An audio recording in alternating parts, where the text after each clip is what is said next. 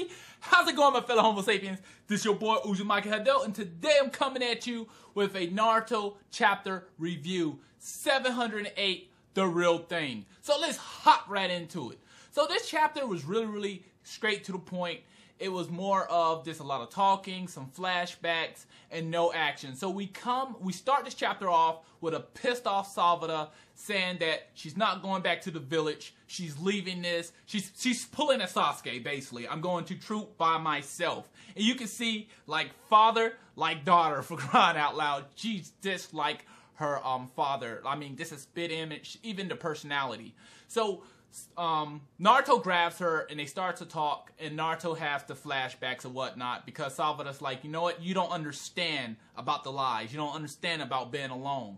And Naruto has a flashback of when he was a child and how people hated him, how people lied to him about having a nine-tailed beast inside of him. And you know, I just start to think about that a little bit, like, dang, that is crazy. You know, it's like you have this creature inside you that killed hundreds of people, you know, their families and things, and now these people have to be nice to you and hang with you and allow you in the village because you have this demon inside you. You know, it's just like, it's like, wow, it's so much hate. Like, how would I feel if my parents was killed and the guy who went to my school had the demon inside him that killed my parents? It really sucks. And I can understand where Naruto, with his flashback, it's just, wow, you know, he really had a hard time, so he knows how it is to be alone.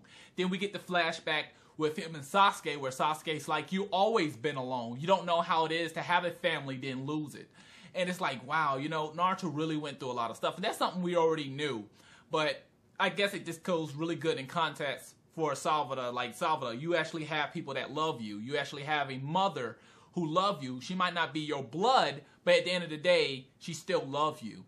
So Naruto's letting Savada know that, hey, it's not just blood that makes a family. It's love, it's other bonds that makes a family. And Savada gets a flashback of her mother when she's sick. When Savada's sick, her mother's laying by the bed. Her mother's talking to her. And Savada keep asking the question when she was really young, when is father coming back? And her mother basically keeps saying, well, he'll come back once the mission's done. Or he really loves us, so therefore he really can't come back right now.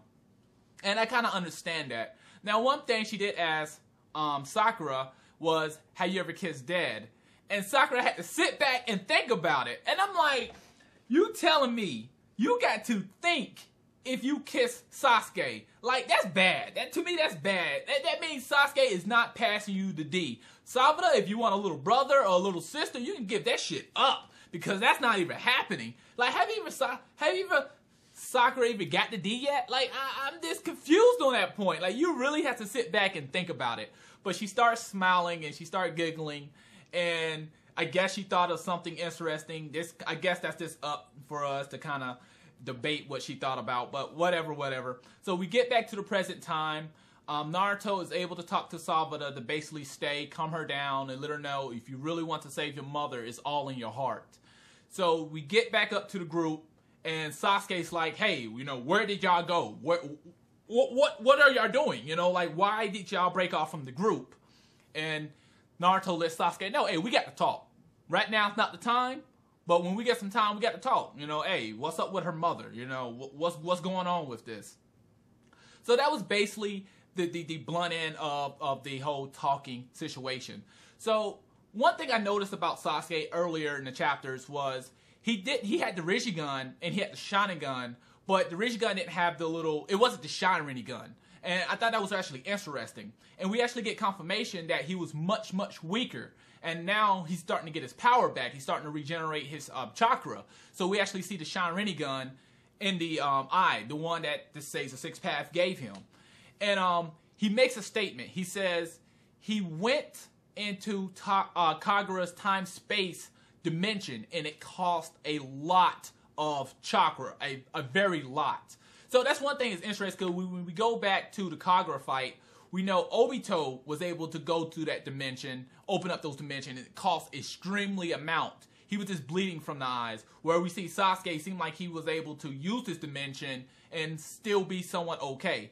It lowered his chakra a lot, but it seems like he's gaining that chakra back. Now, one thing I am really curious about is, what did he find in those dimensions? Why did he go back to those dimensions. I'm actually curious about that. And not just that, if we go back earlier in these chapters, there's that one-eye creature that's running around that looks like it's a broke off the Ten Tails or something of that nature. He can use time and space.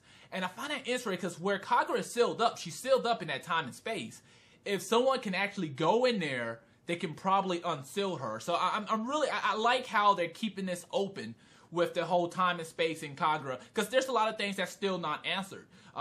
We still really don't know about why Kagura needed the army. And not just that, each time that time and space portals she was using was some type of castle or something, or some type of building there. I wonder if they're going to use that, or was that just something part of the scenery.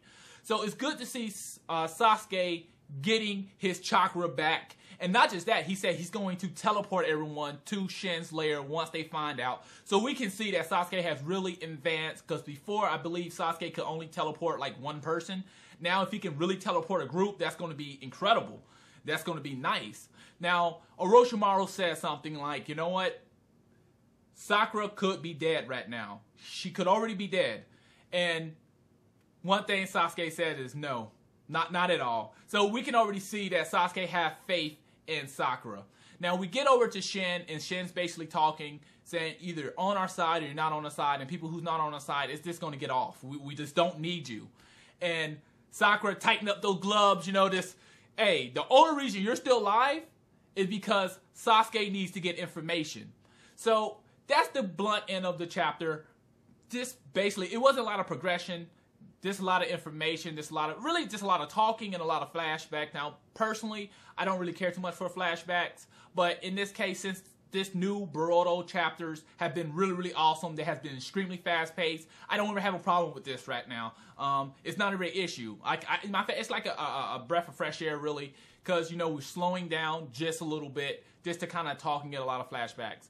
So overall, I enjoyed the chapter. It was an okay chapter. We really didn't get any killer details and any killer information. So I'm going to give this chapter a clear 6 out of 10, basically because it wasn't not a lot of action, not a lot of progression, and not a lot of good information. But I am happy to actually see Sasuke activate his Sharingan. It's good to see that he can properly teleport all these people out, and it's good to see that he has faith in Sakura herself. So that's all I have for you today. Please rate, subscribe, and comment. It really helps the channel.